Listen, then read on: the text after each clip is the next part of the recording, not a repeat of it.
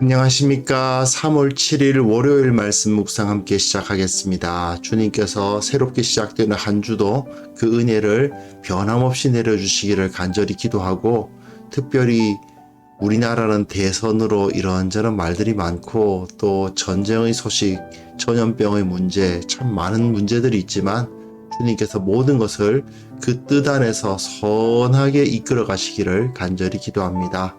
오늘 본문 여호수아 22장 21절부터 27절까지 말씀인데요. 교회에 대한 이야기가 계속 이어집니다. 하나님의 백성이 하나 된다는 것이 얼마나 큰 의미를 가지고 있는지 오늘 본문을 통해서 다시 한번 확인해 볼 수 있었으면 좋겠습니다.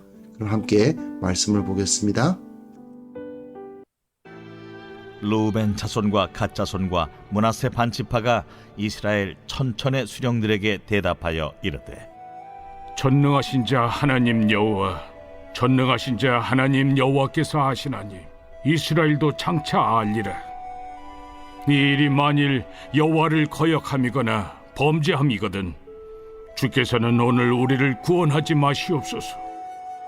우리가 제단을 쌓은 것이 돌이켜 여호와를 따르지 아니하려 함이거나 또는 그 위에 번제나 소제를 드리려 함이거나 또는 화목제물을 드리려 함이거든 여호와는 친히 벌하시옵소서.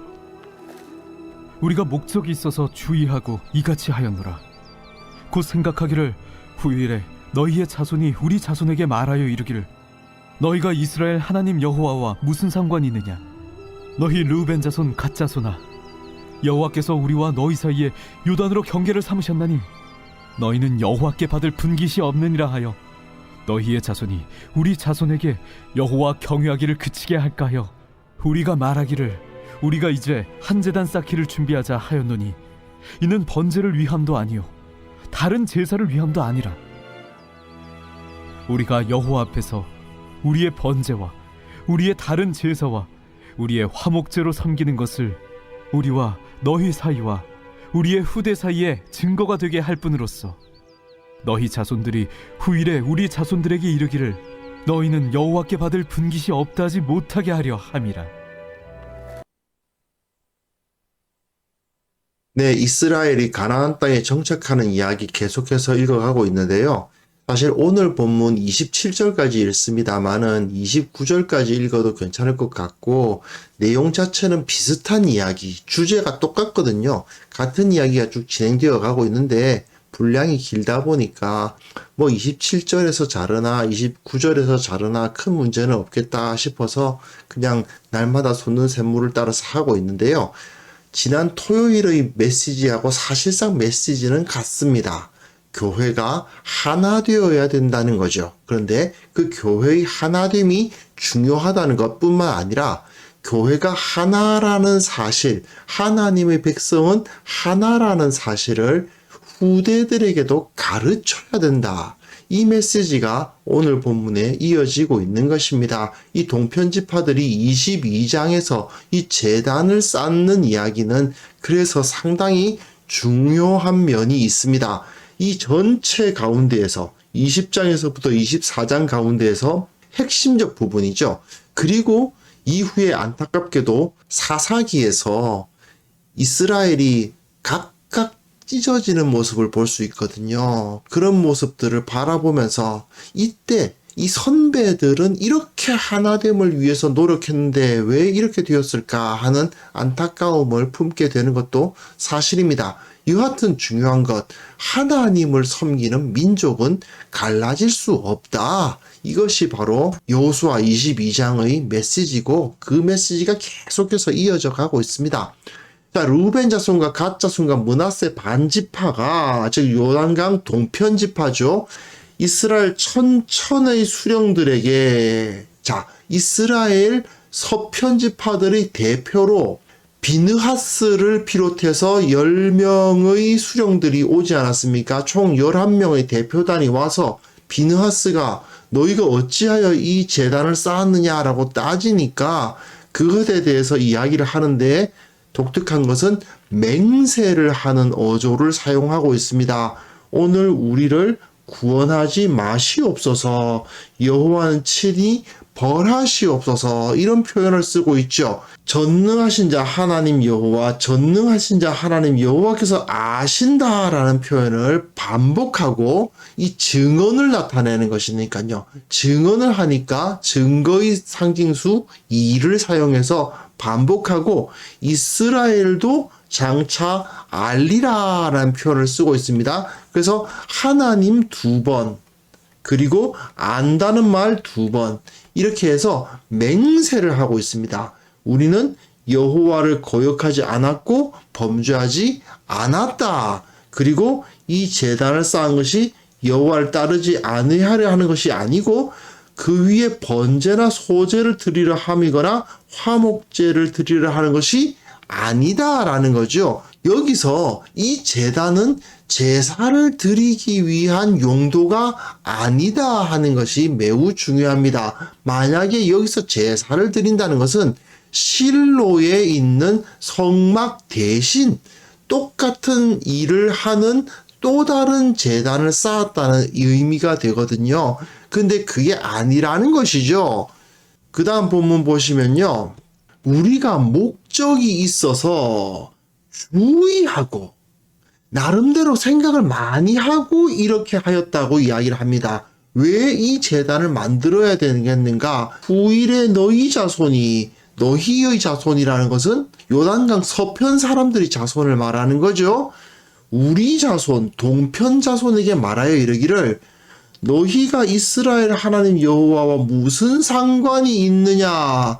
너희 르우벤 자손 갓 자손아, 여호와께서 우리와 너희 사이에 요단으로 경계를 삼으셨나니 너희는 여호와께 받을 분깃이 없느니라 하여 너희의 자손이 우리 자손에게 여호와 경외하기를 그치게 할까 하여. 즉 시간이 지나면 이 요단강 서편 사람들이 요단강 동편 사람들을 하나님을 믿는 믿음에서 제외시킬 수 있다라는 우려를 하고 있는 것입니다.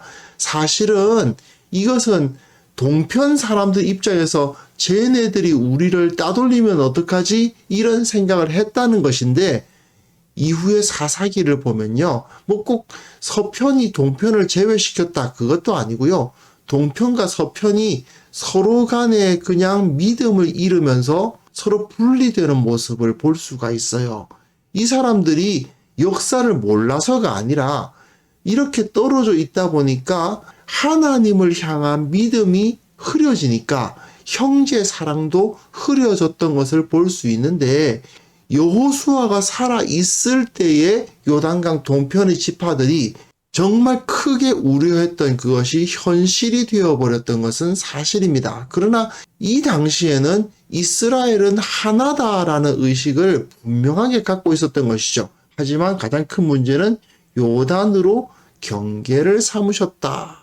요단강이 그 가운데 흐르다 보니까 서편과 동편이 이렇게 나뉘어지는 것이 문제인 거죠. 게다가 사실상 아브라함에게 하나님께서 약속하신 땅은 동편은 포함되어 있지 않습니다. 하나님이 아브라함에게 약속하셨던 그 땅은 서편 땅이에요.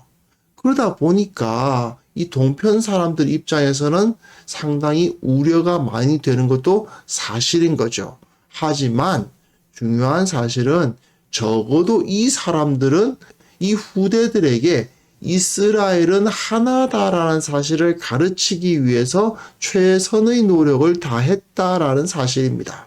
그래서 이 사람들이 제단을 쌓자, 제사를 드리기 위한 제단이 아니라 우리도 여호와 하나님께 제사를 드리는 민족이야 라는 상징물을 쌓자는 것입니다. 우리가 여기서 하나님을 섬기겠다는 것이 아니고 우리도 하나님을 섬기어서 제단을 쌓는 사람들이다 라는 것을 요단강 서편 사람들에게 보여주기 위해서 크게 제단을 쌓아서 자기네들의 신앙적 정체성을 나타내자는 거죠. 그러다 보니까 번제를 위함도 아니요 다른 제사를 위함도 아니고 그냥 눈에 보일 만큼 조그마한 제단이 아니라 큰 제단을 쌓아서 우리가 이런 민족이다 하는 것을 보여주자는 의도로 쌓은 거라는 뜻입니다. 그래서 우리가 여호와 앞에서 우리의 번제와 우리의 다른 제사와 우리의 화목제로 섬기는 것을 우리와 너희 사이와 우리의 후대 사이의 증거가 되게 할 뿐으로써, 그렇죠? 우리에게 이 큰 제단이 만들어져 있는 이유는 우리도 그 실로에 있는 성막에 가서 제사를 드리는 민족이다라는 것을 이 거대한 제단이 증명해 주게 될 것이다 라고 생각했다는 거죠. 그래서 너희 자손들이, 서편 사람들이 후일에 우리 자손 동편 자손들에게 이르기를 너희는 여호와께 받을 분깃이 없다 하지 못하게 하려 함이라. 너희가 우리를 따돌리지 못하도록 하기 위해서 이렇게 제단을 크게 쌓았다라고 설명을 하고 있습니다. 사실은 동편지파들이 이렇게 걱정을 했지만 나중에 사사기 읽어보면 동편지파들도 서편지파들을 따돌리고 서편지파들도 동편지파들에 대해서 관심 없고 이런 현실이 벌어진 건 사실이에요. 이렇게 제단을 쌓아봤자 하나님의 말씀이 그들에게 전수되지 않았기 때문에 사사기의 그 암흑기가 진행되었던 것은 분명한 사실입니다. 이건 굉장히 안타까운 현실인데요. 하지만 우리는 이 여호수아 당시의 이스라엘 사람들의 마음을 이해할 필요가 있죠. 어떻게 해서든 비록 그것이 나중에 실패로 돌아갔지만 말입니다. 어쨌든 이 사람들은 후대들에게 우리는 여호와 하나님 안에서 하나다. 한 분 하나님을 섬기는 한 민족이다라는 것을 나타내기 위해서 최선의 노력을 다했다라는 것을 여기서 알 수 있게 합니다. 자, 지난 토요일에 말씀드린 것과 크게 차이는 없는데요. 사실 교회가 하나라는 사실은 우리의 신앙의 본질을 형성합니다. 그런데 현실적으로 말입니다. 우리가 지금 한국 교회가 어쩌면 다른 세계 교회들도 그런 모습을 보이고 있는 것일지도 모르는데요.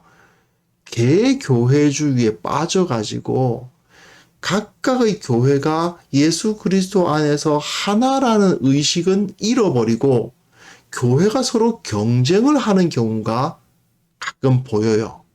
예전에 선교 단체들도 서로 막 경쟁을 하기도 하고 교회와 교회가 서로 경쟁을 하는 그런 모습이 가끔 눈에 띄기도 했습니다. 마치 기업들이 경쟁사들을 이기기 위해서 노력하듯이 교회가 그런 모습을 보이기도 했던 것이죠. 또 어떤 경우에는 교회가 정치적인 입장 차이 때문에 세상의 정치 말입니다.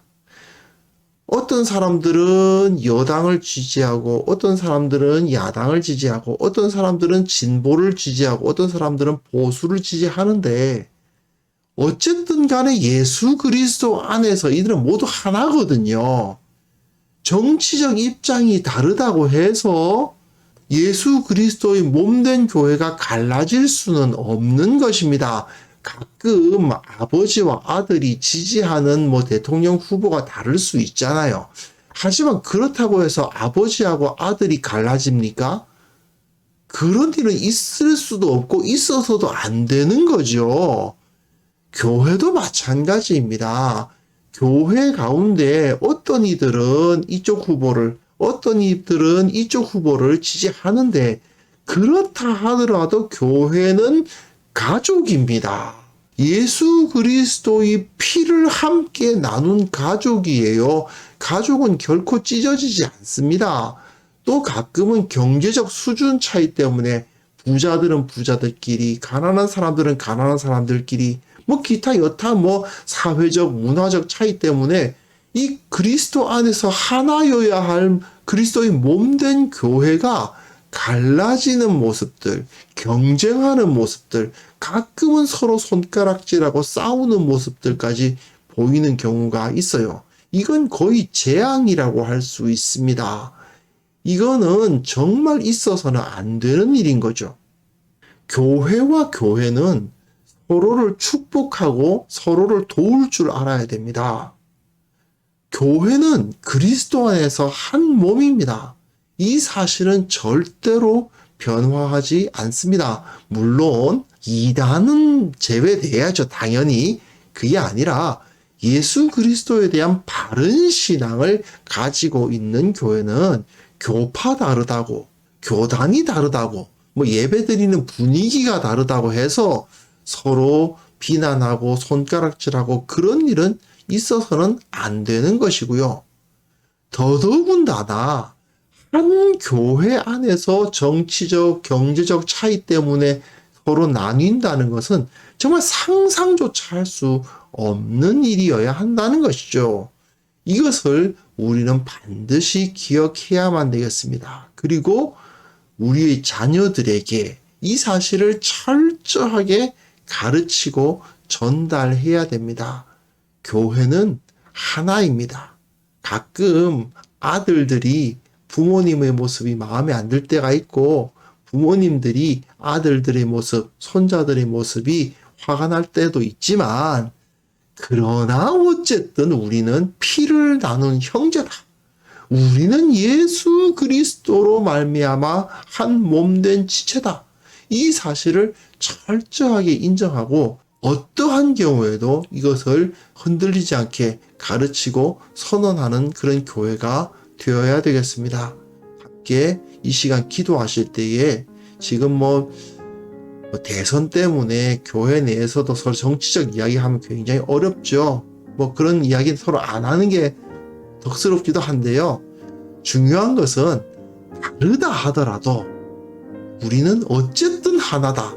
이걸 철저하게 그 마음을 가지고 하나님을 섬기는 그런 공동체가 될 수 있도록, 그리고 교회에 속한 모든 성도들이 아무리 서로 다르다 하더라도 온전히 하나 되고 서로 사랑하게 하여 주옵소서. 함께 기도하는 시간 갖겠습니다.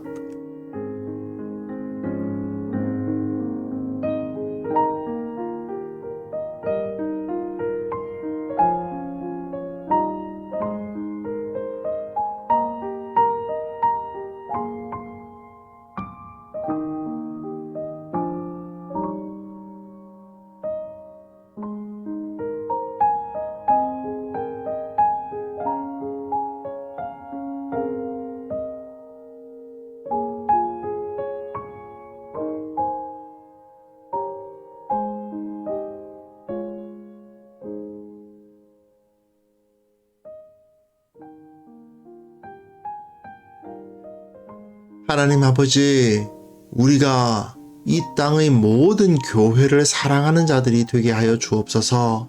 이웃에 있는 교회를 축복하고 마음에 품고 그 가운데 복음이 온전히 세워지기를 위해서 기도하는 그러한 모습들이 교회들 가운데 나타나게 하여 주옵소서. 주님께서는 그들이 어떤 교회에서 어떻게 섬기든지 모두 다 사랑하고 계실 터인데 우리도 동일한 마음으로 서로를 축복하고 서로를 사랑하는 그러한 모습들 가질 수 있도록 주님의 마음 품는 성숙한 성도들 다 될 수 있도록 도와주옵소서. 특별히 교회에 속한 모든 성도들이 그 각자의 차이 때문에 하나 되지 못하는 그런 안타까운 일들 결코 없도록 도와주시기를 원하옵고 바랍니다. 아버지, 정치적, 경제적 차이 때문에, 사회 문화적 차이 때문에 서로 갈라지고 반목하는 그런 일들은 교회 내에서는 찾아볼 수 없도록, 정말 털끝만큼도 찾아볼 수 없도록 주님께서 지켜주시고, 무엇보다도 우리가 예수 그리스도 안에서 한 가족이라는 사실을 온전히 인식하고 그것을 지키기 위해서 최선의 노력을 다하는 자들 다 될 수 있도록 도와주옵소서. 주님, 특별히 이 세상을 위해서 기도합니다. 전쟁 때문에, 정치적 갈등 때문에 참으로 상처 입은 영혼들이 많이 있습니다. 주님, 주님께서 위로해 주시고 모든 문제를 해결하여 주옵소서. 우크라이나에 전쟁이 나고 있는데 참으로 그 뜻은 우리가 알 수 없으나 주님께서 그 모든 것 가운데 임재하고 계시고 주님께서 결국 모든 것을 선하게 이끌어 가실 것을 믿사오니 주여, 원하옵기는 속히 이 전쟁이 끝날 수 있도록 도와주시고 그 가운데 고통받는 사람들 더 이상 나타나지 않도록 주님께서 도와주옵소서. 오늘 하루 주님께서 우리에게 은혜를 베푸사 승리할 수 있도록 도와주시고 우리 마음속에 감사의 제목들이 넘치도록 도와주시고 우리 입에는 찬송이 흘러넘칠 수 있도록 도와주시고 무엇보다도 우리가 감당하는 모든 일들이 주님 안에서 형통할 수 있도록 주께서 복을 내려 주시기를 간절히 원하오며 예수 그리스도 이름으로 기도합니다. 아멘.